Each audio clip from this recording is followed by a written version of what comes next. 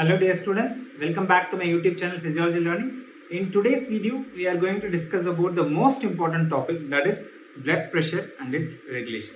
This is one of the most important topic for first year MBBS, and in most of the practical examinations also you will be asked how the blood pressure is being regulated. So let's get into the topic. So what is blood pressure? Blood pressure, it is the pressure generated by the column of blood in the arteries. And generally we measure it in the lateral surface, so it is also referred as the lateral pressure exerted by the column of blood in the arteries. And when we are measuring blood pressure, you will be recording them under two values. One will be the systolic blood pressure, another one will be the diastolic blood pressure. So systolic blood pressure, it is nothing but the maximum pressure exerted in the arteries during a systole of the cardiac cycle. And diastolic blood pressure, it is the minimum pressure recorded during the diastole of the cardiac cycle. So this is nothing but the systolic and diastolic blood pressure. And the normal range, all of you must be knowing it, the systolic blood pressure is around 120 mm of Hg. And the diastolic, we always write, it is around 80 mm of Hg. Now we will introduce you to another two concepts. One is the pulse pressure, another one is mean arterial pressure. So what is pulse pressure? Pulse pressure is nothing but the systolic blood pressure minus diastolic blood pressure. So if you put 120 minus 80, that will give you the pulse pressure. Normal pulse pressure is around 40 mm of Hg. Here one important thing about the pulse pressure is, it is the baroreceptors, which we are going to study in the coming slides, it is most sensitive. The baroreceptors are most sensitive to pulse pressure changes. So you can note it down here itself. The baroreceptors are most sensitive to pulse pressure changes. We will try to understand the reason why it is so. But right now, you just trust me that pulse pressure is the most sensitive indicator where the baroreceptor will respond. And next thing is mean arterial pressure. The mean arterial pressure, most of you must be studying the formula as it is diastolic blood pressure plus 1/3 of pulse pressure. And many of you might be having a question, why this formula? Because mean arterial pressure, generally mean means it's an average. So the pressure should be systolic blood pressure plus diastolic blood pressure upon 2. But we do not use this formula ever. Why? Because all of you know that if you have watched the cardiac cycle video, you must be knowing that the systolic blood pressure or the systolic duration is less in comparison to the diastolic duration. So we have to give weightage according to the time duration with which it is spent. So the real formula is, it is 1/3 of systolic blood pressure plus 2/3 of diastolic blood pressure. Why we are doing it like that? Because we know that the diastolic duration is more, so more weightage is given to the diastolic blood pressure. It is around the 2/3 of the cardiac cycle, so it is given 2/3 of diastolic blood pressure and the remaining 1/3 for the systolic blood pressure. How did this formula turn it there? It is simple mathematics. The systolic blood pressure can be written as, from here, the systolic blood pressure can be written as diastolic blood pressure plus pulse pressure. So substitute that here, so it will be around 1/3 of diastolic blood pressure plus pulse pressure plus 2/3 of diastolic blood pressure. So if you change over all this formula, it is going to be 1/3 of diastolic blood pressure plus pulse pressure plus 2/3 of diastolic blood pressure. And 1/3 plus 2/3 is nothing but 3/3, which is around diastolic blood pressure. So the formula becomes diastolic blood pressure plus 1/3 of pulse pressure. So you will be using this formula a lot of times in your practical examinations also. So remember this, it is diastolic plus 1/3 of pulse pressure. Next, coming to the baroreceptor regulation. Like most of the times, we always begin with some questions and try to find out what is the answer behind it. The baroreceptors are all the blood pressure regulatory mechanisms are exclusive, and it is very excellent type of regulation. But still, why hypertension develops in spite of such good regulatory mechanism? Ideally, if the regulatory mechanism is good, the hypertension should not develop, but still it is getting developed. And next thing is, why there is emotional fainting which is happening. And emotional fainting, there is a sudden loss of or a decrease in BP and fainting happens. This you must have seen it in movies also, wherein there will be sudden sad news or something and suddenly they will faint and fall. That is because a sudden drop in blood pressure which is leading to the fainting. How the emotional aspects are affecting the blood pressure. So we will try to answer these questions through this video. Next, this diagram is given in Guyton, and here what they have done is, on the x-axis the time duration after change in the blood pressure is given, And on the y-axis, they have given the maximum feedback gain at optimal pressures. So depending upon the feedback mechanism, how much gain has happened. Here the zero time is indicated. Zero time is nothing but the acute change in the pressure. So when the pressure has changed, that is the zero time. And after that, as you can see here, some of the mechanisms, they start to act immediately within seconds. And some of them, they are acting a little later within minutes. And some of them, they start to act after hours of duration only. So this brings us to the concept that blood pressure is regulated by some mechanisms which are acting at a very short interval itself. That is the short-term regulation. Some are acting at an intermediate level and some are acting at a longer level. So this diagram, we will study all the mechanisms and then finally come back to it for a revision. But as you can see from this example itself, like the baroreceptors, the chemoreceptors, the CNS ischemic response, all of them are acting at a shorter interval. Next, the capillary fluid shift, the stress relaxation at the intermediate level. Then the renal system is having at the long-term regulation of the blood pressure. So let's understand the classification. So the regulation of blood pressure, the classification goes like short-term regulation, intermediate and long-term regulation. This chart you should remember it very clearly because again and again we'll be referring to this type of regulation. So in the short term we have the most important, I would suggest, that is the baroreceptors. This is one of the most important regulator and it is a must to remember, and this is one of the most favorites of all the examiners. So baroreceptor mechanism. Second, we have in the short term itself, we have the chemoreceptor mechanism. Chemoreceptor mechanism. And third, we have the CNS ischemic response. CNS ischemic response. So these three are included under the short term regulation. Now coming to the intermediate, we have the renin-angiotensin. You might ask me, renin-angiotensin generally comes in the longer term. But here, the renin-angiotensin, the vasoconstrictor effect comes in an intermediate level itself. Vasoconstrictor effect. Vasoconstriction. Whereas most of the mechanism of RAS mechanism comes under long term. Next is capillary fluid shift. Capillary fluid shift. So this comes under short term. And one more thing, that is the stress relaxation of the vessels. The vessel will relax upon stress. So that is nothing but stress relaxation of vessels. Whereas in the long term, it is exclusively done by the kidney. It does it through two mechanisms. One is the fluid regulation, the fluid regulatory mechanism, and another one is the RAS system, that is the renin-angiotensin aldosterone system. So this is the long-term mechanism. In this video, we will stick on and read in detail about this baroreceptors. Whereas in the upcoming videos, we will be discussing the next short-term, intermediate and long-term mechanisms. So coming to the baroreceptor mechanism, that is the most important part of short-term regulation. That is done by the baroreceptors. And this will regulate the BP, all of you know that.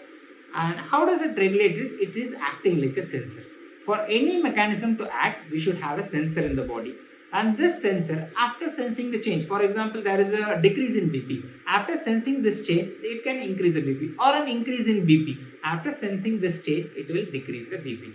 So first thing is, it begins with the sensor, and then this information will be going to the brain, and after that the end result or the action will happen. So it is as simple as that. We are just going to fill in the blanks how these mechanisms are happening.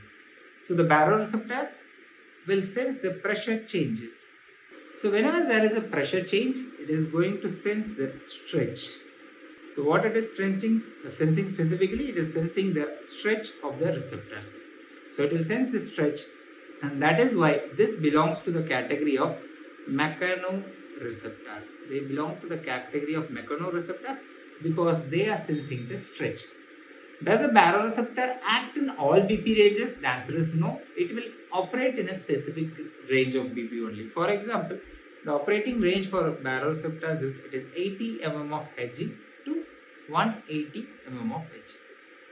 Beyond that, it is not going to work, and below that is also it's not going to work. We will see when it goes below who is going to take care of the person by regulating the BP.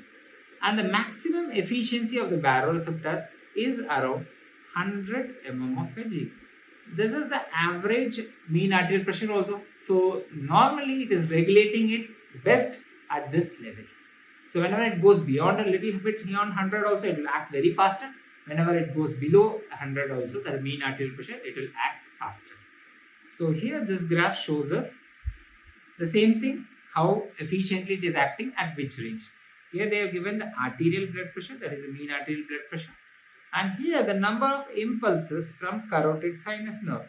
So how much the carotid impulse is firing for the change in BP. So the operating range, as I said before, it starts from 80 and it goes best till 180. And if you see that below 80 there is some stimulus, but when it reaches the level of around 60 or 50, it does not show any impulse at all.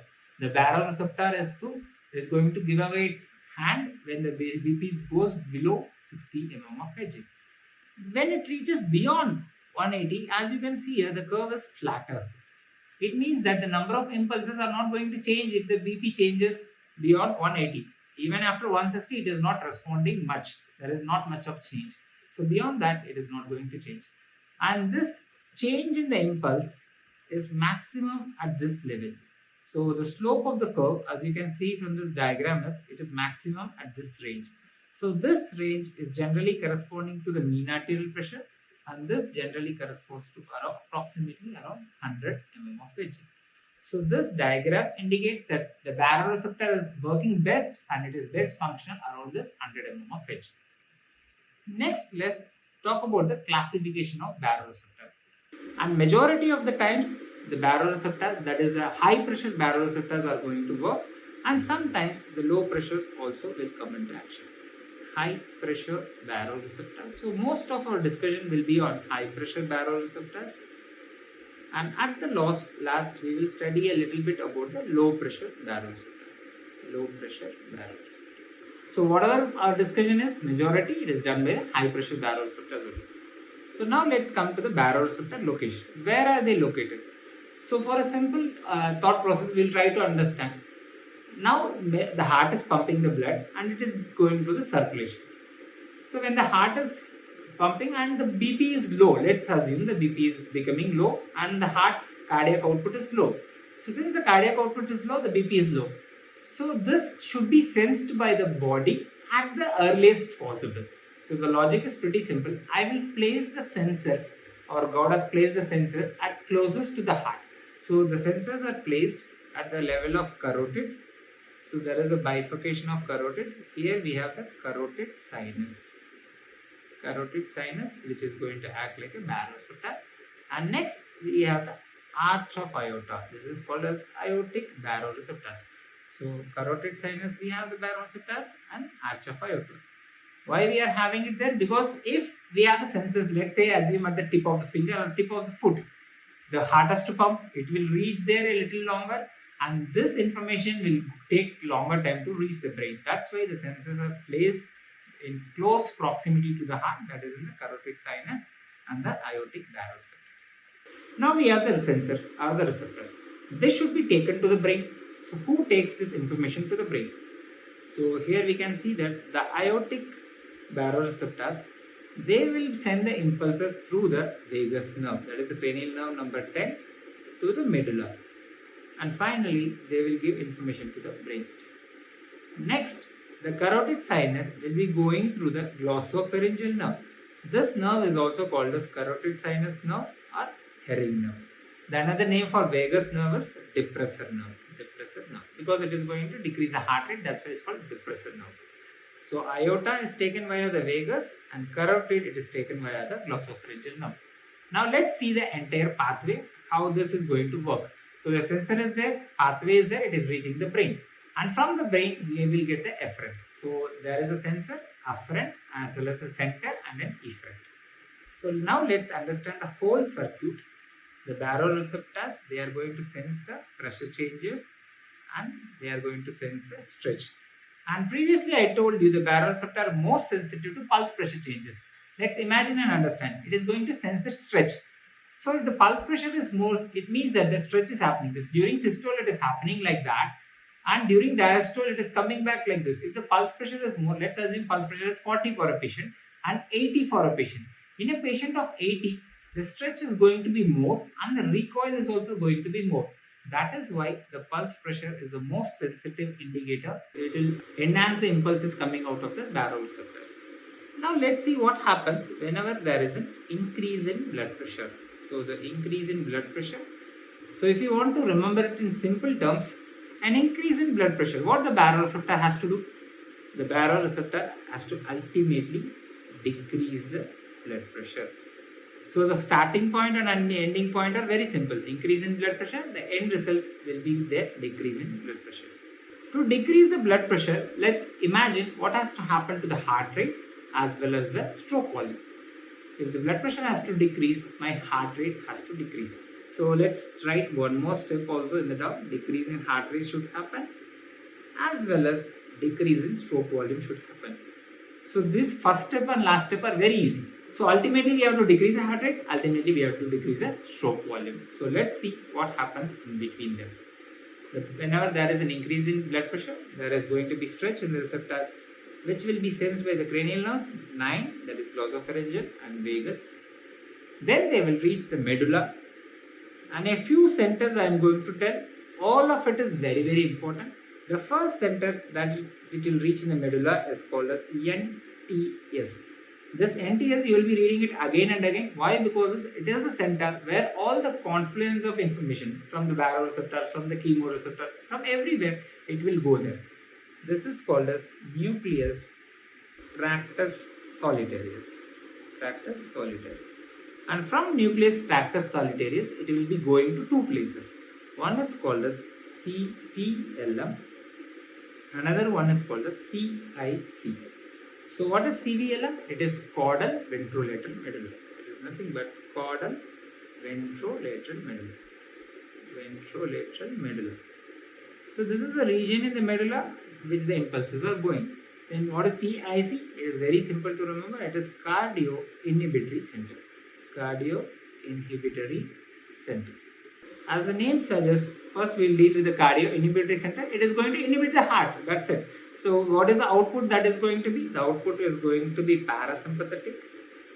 And parasympathetic system, we know that it is going to decrease the heart rate. So through which it is going to decrease? With the help of again the vagus nerve. And sympathetic system increases the heart rate, whereas parasympathetic system will decrease the heart rate. And this vagus nerve will cause a decrease in heart rate. So one arm is very easy. It is just going to activate the CIC. It is going to decrease the heart rate. That's it. The other arm, the CVLM, is activated. Both of them I have put a plus symbol. And the neurotransmitter which is involved here is glutamate. The neurotransmitter is glutamate. Now this CVLM is going to inhibit a place. Please pay attention here. It is going to inhibit somebody. So who is that somebody? So this is a negative sign. And what is the neurotransmitter release? The neurotransmitter release here is GABA. This is going to inhibit RVLM.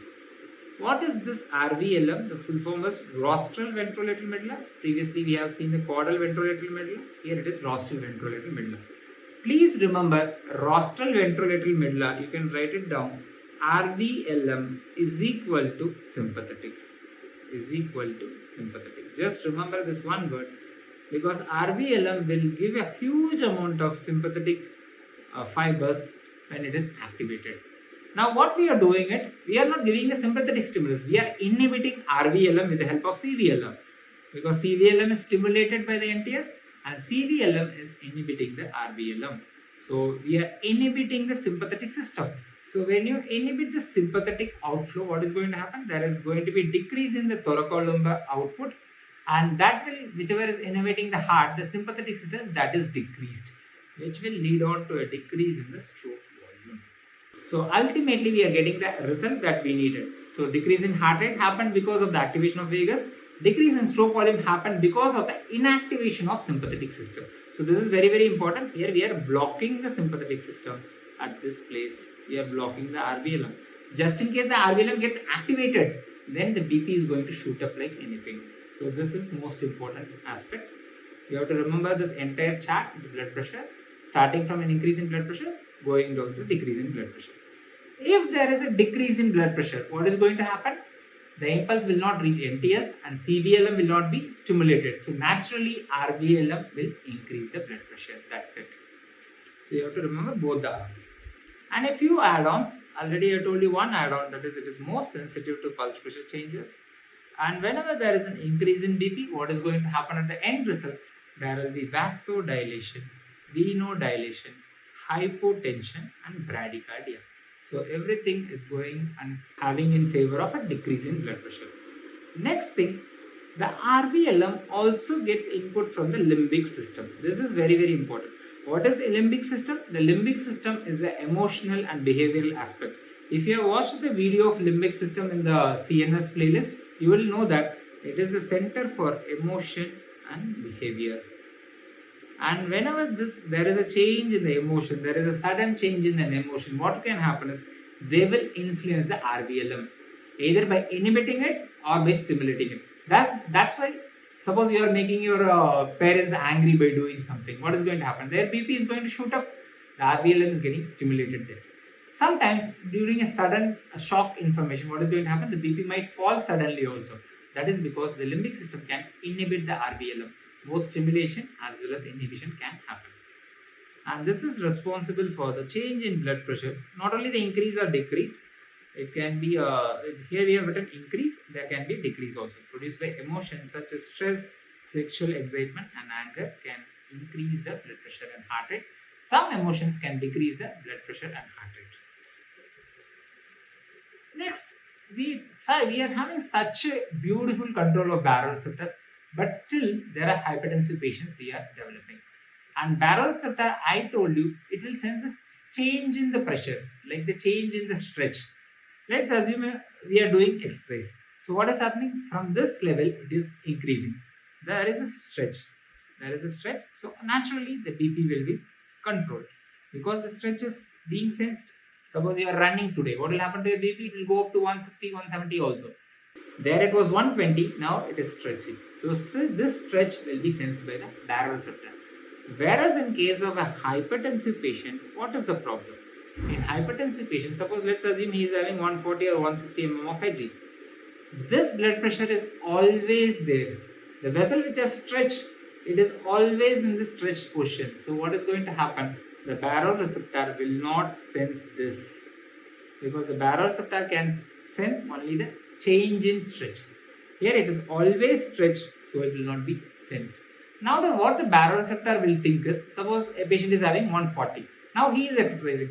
His BP will also rise, let's say to 180. But right now the baroreceptor will try to bring it back to 140 only because it will think that position as the initial position. This phenomenon has a beautiful name which is called as baroreceptor resetting. The baroreceptor is getting reset. That is called as baroreceptor resetting. So next, coming to the low pressure baroreceptors. The low pressure baroreceptors are located in the cardiopulmonary receptors. So they are located in the atria and in the great pulmonary vessels. Now what they are going to do is, whenever there is an increase in volume, this is not the pressure, pay attention here, whenever there is an increase in volume, there is going to be an increase in heart rate. How this is happening is, let's assume this is the right atria and here we have the cardiopulmonary or the low pressure baroreceptors. So when the volume increases, what is going to happen? There will be stretch in this receptor and this receptor will be sensing it. And this receptor can activate the SA node.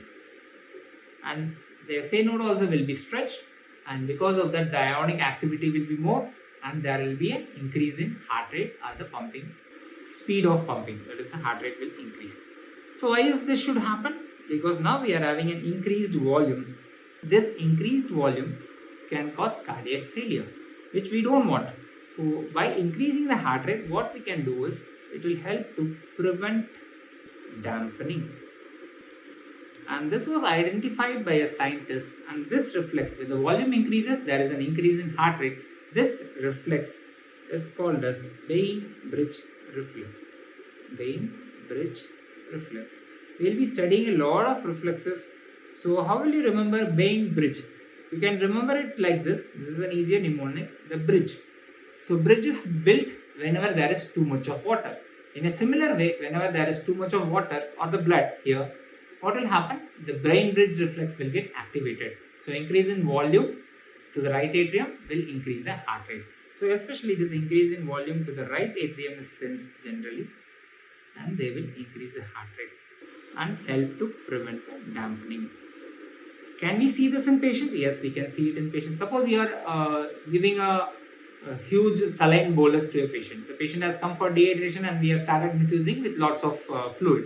When the fluid level goes beyond the requirement, what is going to happen?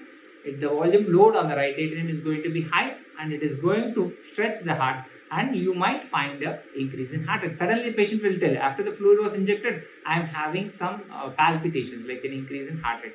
So this can be sensed by the low pressure baroreceptors which are present in the cardiopulmonary area, especially in the right atrium. So this brings us to the end of the summary. So what is happening whenever there is an increase in PP? The simple thing is, the end result we all know, there is going to be decrease in BP. To decrease the BP, what we have to do? We have to decrease the cardiac output. To decrease the cardiac output, I have to decrease the heart rate and decrease the stroke volume. So which system should be activated and which system should be inhibited? To decrease the heart rate, the parasympathetic system should be activated and sympathetic system should be decreased. So this is what we saw. And the reverse condition, whenever there is a decrease in BP, the parasympathetic system should be decreased and there will be an increase in heart rate.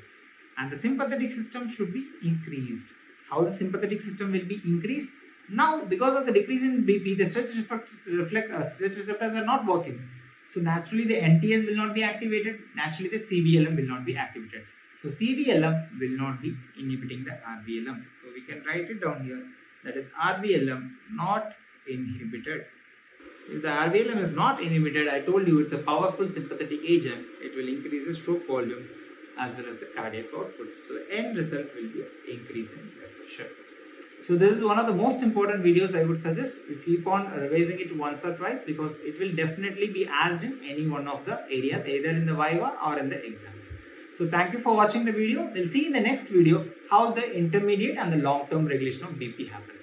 Thank you so much. Keep watching and share it to your friends who might benefit from this video. Thank you so much.